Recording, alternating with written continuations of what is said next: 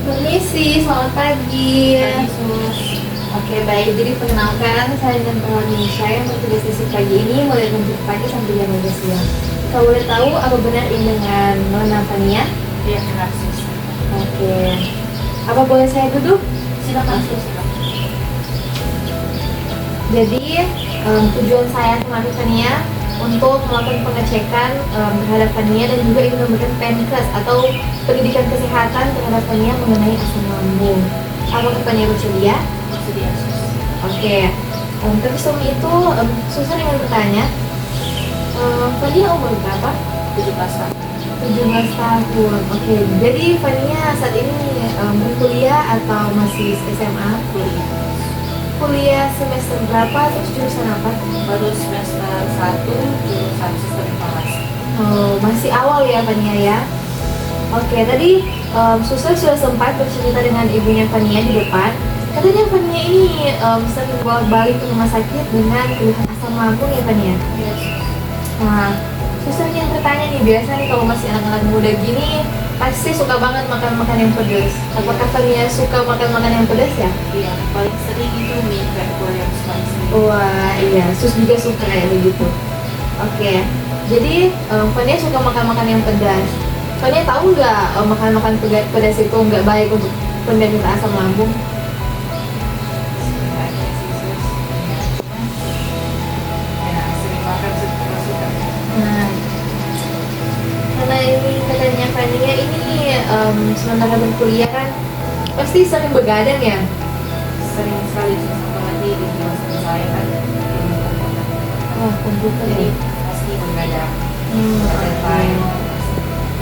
Jadi tadinya Susan ingin mengatakan bahwa makan-makan yang pedas itu dan juga begadang itu salah satu pemicu nih untuk asam lambung.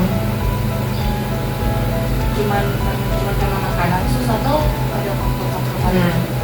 oke, jadi Sus ingin menjelaskan nih. Jadi GERD ini atau asam lambung ini adalah dimana kondisi ketika Fania ini makan sesuatu makanan yang pedas atau pemicu, mungkin contohnya asam atau segala sesuatu yang bisa memicu asam lambung Fania itu naik, maka dia akan naik ke kerongkongan. Terus biasanya kalau Fania itu ketika udah naik asam lambung pasti akan kerasa kayak asam di mulut kan, kayak ingin mual, muntah, terus rasa dadanya kayak perutnya kebakar gitu kan. Jadi itu adalah GERD atau asam lambung yang Fania alami. Nah terus Fania bertanya apakah ada faktor lain selain makanan. Nah jadi Fania seperti Fania katakan tadi yang kayak begadang, tidur lat. Nah itu sebenarnya adalah pencetus juga untuk bisa naik asam lambung. Contohnya kayak Fania begadang, terus Fania stres. Pasti kalau Fania lagi buat tugas, terus deadline-nya mungkin wah udah 1 jam lagi nih deadline-nya, terus Fania itu masih belum mengerjakan sama sekali, pasti Fania stres kan. Nah terus juga makan tidak teratur, pasti Fania juga merasakan hal-hal yang seperti Susan katakan tadi. Nah ketiga hal yang saya telah katakan tadi itu sebenarnya pencetus dari asam lambung. Jadi sus kira-kira kalau kayak saya nih, Ya. saya kan kalau tidak tahu pasti sering begadang karena kan kewajiban ya buat tugas semuanya. Itu kira-kira ada saran untuk menghindari lah, setidaknya atau tidak mengurangi lah asam lambung. Oke, jadi untuk menghindari sih itu tinggal balik lagi kepada kondisi atau keseharian dari Fania. Nah, contohnya seperti Sus bilang tadi, nggak boleh makan pedas. Jadi mulai dari sekarang, Fania itu berhenti dulu, berhenti makan makanan pedas. Suster tahu pasti makan makanan yang pedas itu sangat enak, apalagi kita tinggal di Manado. Tidak mungkin kalau kita itu nggak makan rica atau makan makanan yang pedas. Akan tetapi Fania itu harus mengontrol makanan Fania. Mungkin boleh makan cabai sedikit, akan tetapi jangan terlalu banyak. Terus makan makanan instan itu nggak boleh Fania. Jadi saya sarankan agar Fania itu mengurangi makanan-makanan yang bisa menyebabkan asam lambung Fania itu naik. Terus juga Fania harus pandai-pandai lah mengatur waktu supaya Fania itu saat membuat tugas nggak perlu begadang, nggak perlu stres dan harus tepat waktu untuk makan yang teratur. Oke, jadi Fania boleh ya Fania untuk tidak lagi ya makan yang pedas ya. Saya usahakan masuk. Oke. Soalnya tadi Susan sempat bercerita sama ibunya Fania, katanya Fania ini nggak bisa nih kalau nggak makan yang pedas. Oke, boleh ya Fania ya? Boleh silakan. Oke.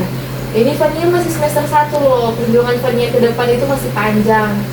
Kalau Fania sakit-sakitan begini gimana? Jadi Fania itu harus semangat. Ada itu juga, ada ibunya Fania tuh lagi senantiasa menolong, menunggu dari Fania, membantu Fania, mensupport Fania. Jadi Fania juga harus berikan feedback kepada ibu Fania. Dengan cara ya itu, Fania makan yang teratur, nggak boleh makan yang pedas. Nah, Fania, Susan ini menyarankan nih supaya Fania itu bisa mengatur atau memanage waktu dengan baik. Apakah Fania bersedia? Oke, karena Fania bersedia, mungkin Suster akan kembali lagi ke rumah Fania, tapi belum sekarang. Mungkin Suster akan bercerita dulu dengan teman-teman Suster atau dengan dokter terhadap rencana agar Fania itu bisa memanage waktu dengan baik, supaya bisa buat tugas dengan sangat baik. Bisa Suster. Oke, boleh ya Fania? Jadi Fania sudah tahu ya apa yang Fania nggak boleh makan, yang boleh Fania makan. Oke, baik. Kalau begitu, Susan permisi dulu ya. Semoga cepat sembuh Fania.